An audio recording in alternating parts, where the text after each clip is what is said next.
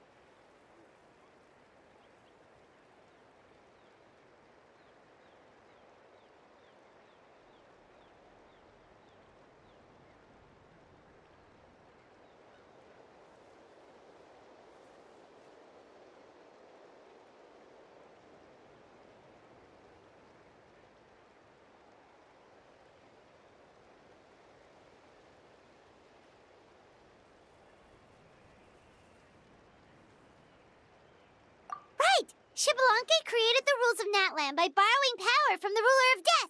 That means he's met her before. Wait, do you think Xbalanque could have met the Ruler of Death in Cinder City? The one they call... Ochkanatlan? It's very likely. After all, Ochkanatlan was built on the site of a previous dragon city. It's known as the first city of the Pyro Archon. Alright, then let's head over right away! It's not easy to get there, so follow me. I'll take you.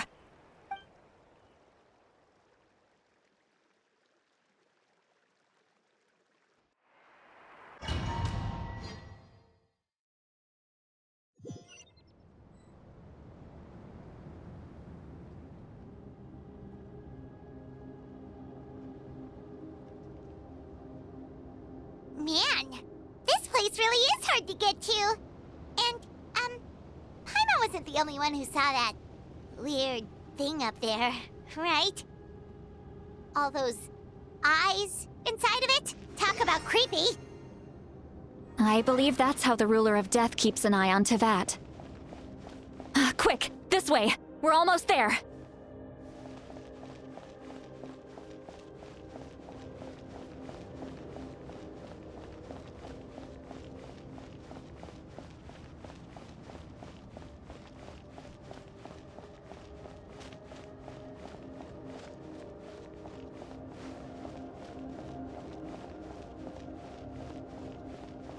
Look! It's Moeka!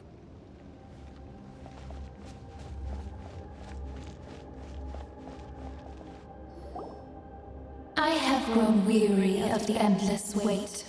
The fate of this land is of no interest to me anymore. However, you humans managed to meet the expectations of the heavenly principles.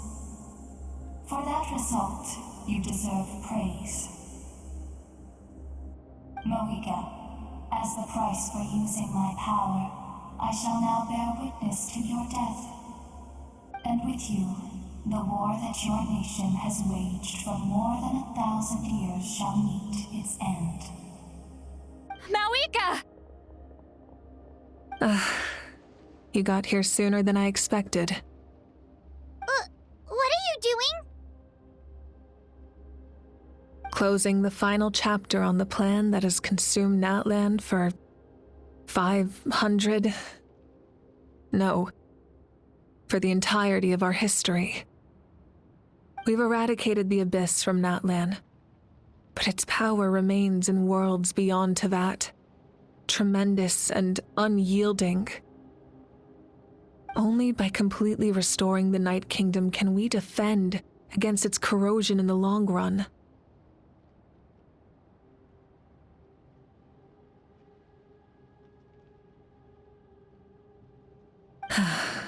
But the architect of the Night Kingdom is near her end.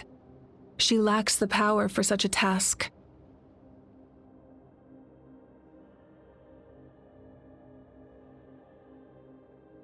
And worse still, if her life force is depleted, the rules of Natland disappear along with her. We have no need for the Ode of Resurrection right now, but it remains Natland's strongest defense should the Abyss return one day. So, you're planning to... Yes. My plan is to once again place my life within the sacred flame. 500 years ago, I gave my life for the chance to be reborn in this era. A chance to see all my plans to completion. And now, to sustain the Lord of the Night, I will give my life once more. I respect your decision, Mawika. But this method requires an immense sacrifice. The flames of your life force are exceedingly strong. But a life sustained by fire is one destined to die out one day. What will you do then? I've thought about that. With the Abyss out of the picture for now, the Sacred Flame's power will be consumed at a much slower rate. My life force should be able to sustain it for another 200 or 300 years. Future Pyro-Archons will continue to seek new sources of fire. As long as Natland's legacy endures, the Night Kingdom will survive, impervious to the Abyss. Once again, you place hope in the hands of the future. But the pilgrimage can replenish the power of the sacred flame. We can give it that meaning. Why shoulder this burden by yourself? Because I want the pilgrimage to change. The pilgrimage was an essential part of our struggle against the Abyss, a grand competition full of promise and glory. But it also chained our people to an inescapable destiny. Fear and anxiety have been our constant companions. We knew what the consequences would be if we laid down our arms. Morality left us with no other choice. And so, Natland became the nation of war.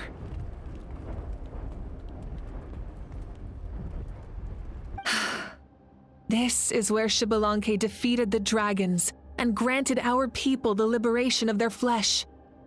And now, in the same place, I have the chance to grant them the liberation of their spirit.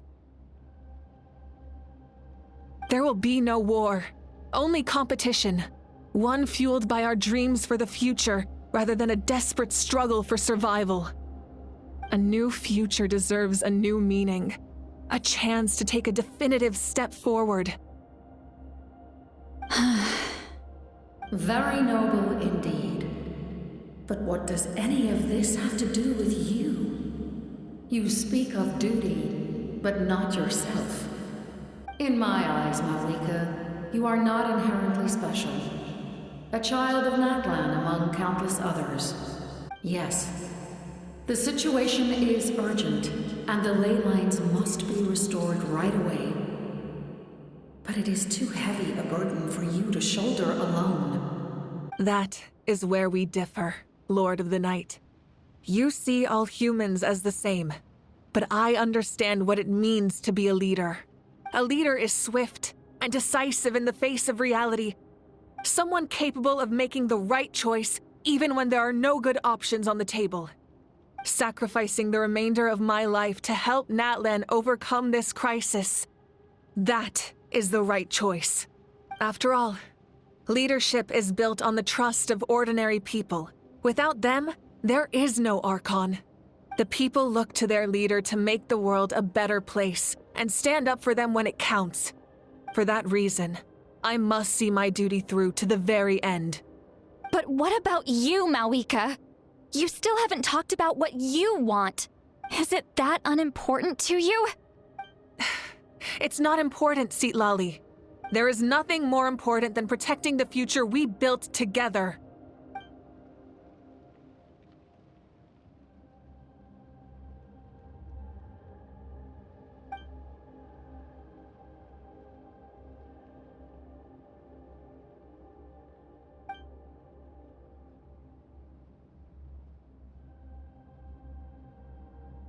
I shall accept Malika's sacrifice for the Lord of the Night as her death, and I will bear witness to the very end. Thus concludes the deal I made with Xbalanque several thousand years ago. Lord of the Night, you may now begin.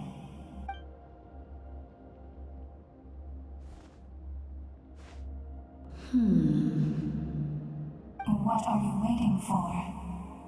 There is another who wishes to take part in the ceremony. And I cannot disregard their intentions. I must wait for them to arrive. Another? I was to bear witness to a death, and now the situation is increasingly tenuous. If the life of this second individual fails to meet my requirements, I fear I may lose my patience.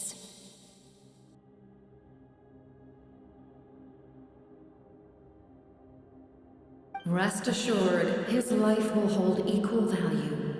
I am the helper of humanity, and I must always place their demands first, no matter who the human may be. Cumbersome. But there is nothing to be done. Such is the duty of an angel. Wait, this feeling. We made it.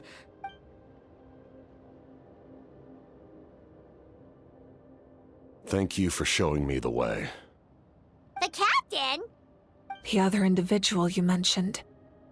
It was him? Indeed. Like you, he carries many lofty ideals. Malika, I understand how you feel. And if I were an ordinary mortal, I would have no reason to stop you. But like you, I've been waiting for this day for too long, and I can offer a better solution. You created this new future, and you deserve to guide its direction. Your life should not end here. But death is the end I have been trying to reach all along. I have come this far to use my death to open the gates of the ley lines to my people. Your people? That's right. They have been with me for the past 500 years. But how? Carrying that many souls within you? There's no way you could keep your consciousness intact. Besides, you weren't affected by the source mechanism like I was. Do you still remember the voice that you heard? It came from my heart. With the help of technology from Conria, my heart was modified to convert memories and souls from the ley lines into knowledge. As a result, I became extremely sensitive to souls, and developed the ability to sense their presence, much like yourself. After encountering countless lost souls during the disaster 500 years ago, I forsook the capacity for knowledge granted by the modification, and used my heart as a vessel instead. The lives of my comrades, as well as many Natlanese, have been stored here ever since.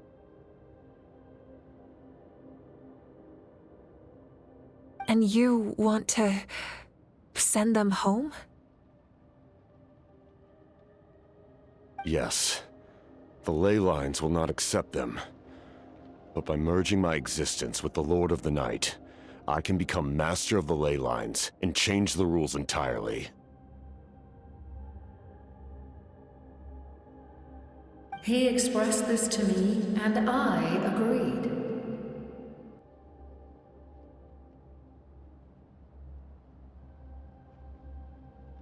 The captain envisions a kinder and fairer set of rules for humanity. In addition, he aims to challenge the authority of the ruler of death. In a word, his goal is revenge.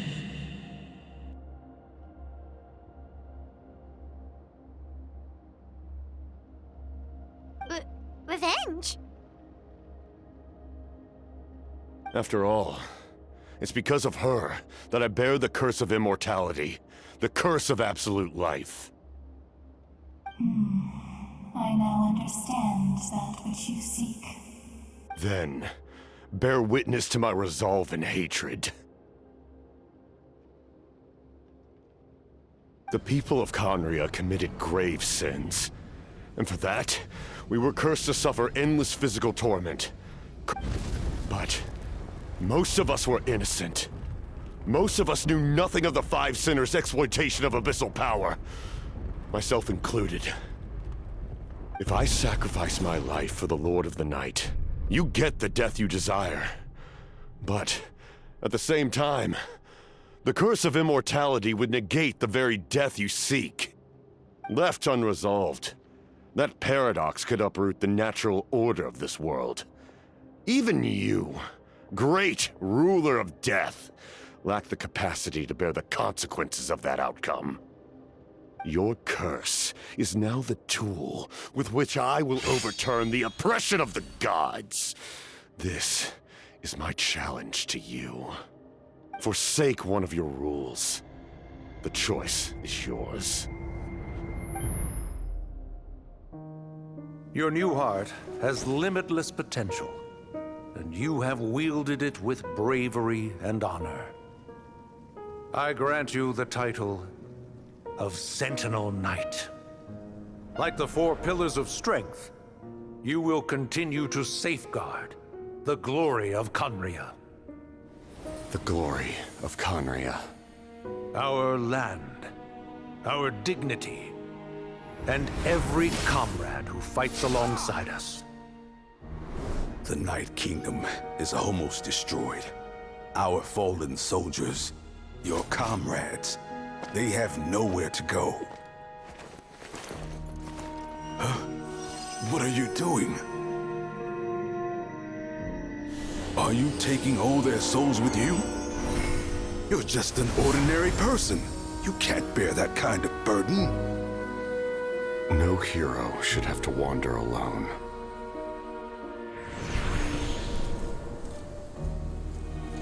The curse of immortality. Using immortality to fight death. Using my rules against me. Make your choice. Reject your rules. Or allow me to trigger the paradox. The curse of immortality must stand. Use it to fulfill your final wish.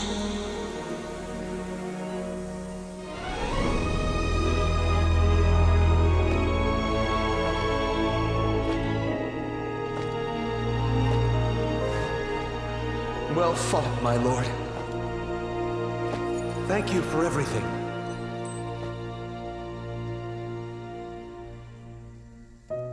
This time, let's go together. Yes. Let's go together.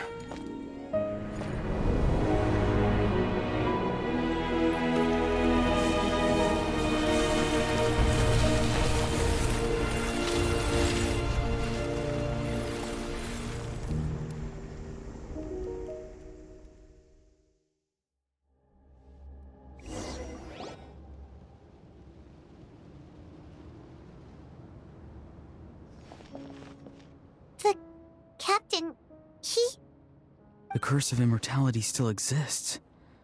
Does that mean the captain will never move from this place?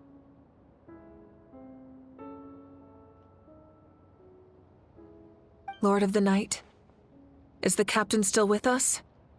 There is no need to pursue traces of him. For those cursed with immortality, release from the mortal coil is the greatest form of peace. Even so, please pass on my gratitude. His long journey has finally come to a close. I suppose this is a happy ending for him.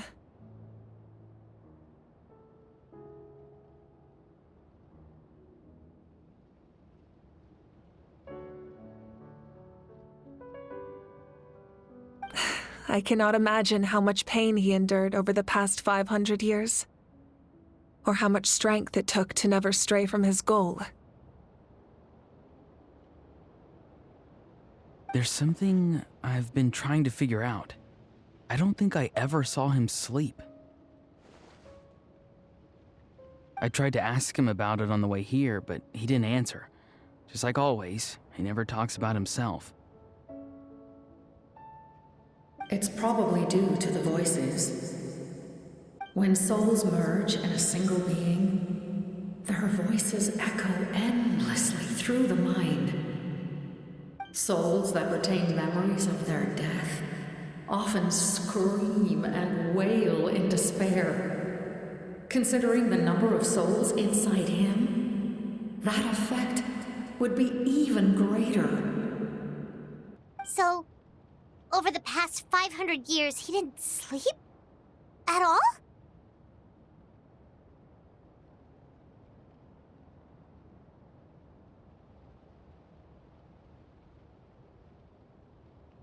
Without experiencing the curse of immortality, we will never truly know his agony. But I can see why his hatred for the ruler of death was so strong.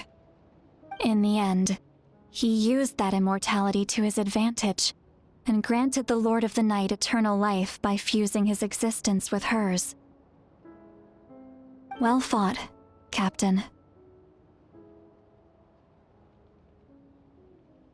You may wonder why the Night Kingdom, a land of souls, was unable to accept the souls adrift on the surface. The reason lies in the Heavenly Principle's modifications to the ley lines. The original purpose was to help counter the Abyss, and so their stability was paramount. But at one point in time, Natlan's ley lines were decimated. Even after reconstruction, the rules needed for the Ode of Resurrection made it impossible to reconnect the ley lines to other nations. That unique quality is precisely what drew the captain to Natlan. Did he try the same thing in other nations? Yes, but all those attempts ended in failure. He fought to save Natlan not only to defeat the Abyss, but because this is the only land where the souls within him could find salvation. We met not long ago to talk about that very possibility. and I confirmed the feasibility of his plan. I, too, recognized the need to change the rules of the ley lines. Not only for the souls that wander this land, but for the outlanders that may perish here in the future. In the eyes of the heavenly principles, that kind of change is extremely risky, if not impermissible. But, as an angel, I have a duty to serve humanity. Such is my mandate. Thank you for everything. See, Lolly, when I gave you the Pilgrim's Chronicle, I said something rather pessimistic to you. Do you remember? How many years of life are enough? 10? 100? I thought it made no difference. But now, I have the chance to live forever. I am immensely grateful to humanity for this gift, and I am deeply sorry I thought so little of it in the past. You don't need to thank us. You bear a heavy responsibility. Heavy? No. That responsibility is the purpose of my existence. Farewell, humans. Creators of miracles. A new era awaits you. Looks like she returned to the Night Kingdom. So, this was the captain's goal all along. He fought to the end for all those souls and challenged the rules of the world in the process. He was an outstanding warrior.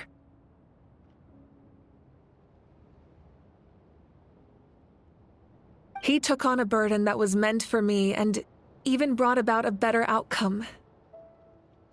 It would seem I lost this duel. He was right. Natlan needs a leader to guide its future. If not a successor, then that responsibility will continue to be mine to bear.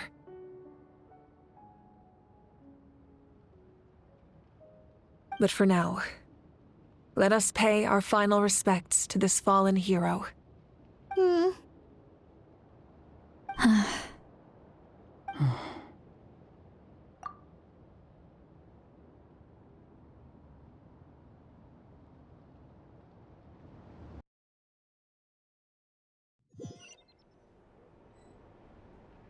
To my sister, Hine. I know all that remains in the Night Kingdom is your memory, but I still wanted to write a short letter to tell you about the situation after the war, after countless partings and farewells. Natlan has finally entered an era of peace. The pilgrimage is still a popular tournament, but now its only purpose is to showcase the thrill of competition, rather than select warriors for war. Our cultural legacy is not rooted in our suffering. In this era of peace, Natlan's fire will burn brighter than ever.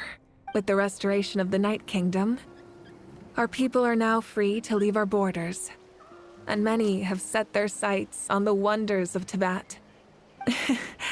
I'm sure many exciting and eye-opening adventures await them. And although our battle scars will fade, the stories of our heroes will never be forgotten. When a new you returns to this land one day, I know you'll recognize the significance of this war and all we lost. The land we love has not been destroyed, but grows stronger by the day. I will forever be grateful that I got to see you again. And when the flames deliver this letter to you, I hope you know how much I miss you. I actually got the chance to finish this painting. And not a moment too soon. It's time to bid farewell to all the fallen.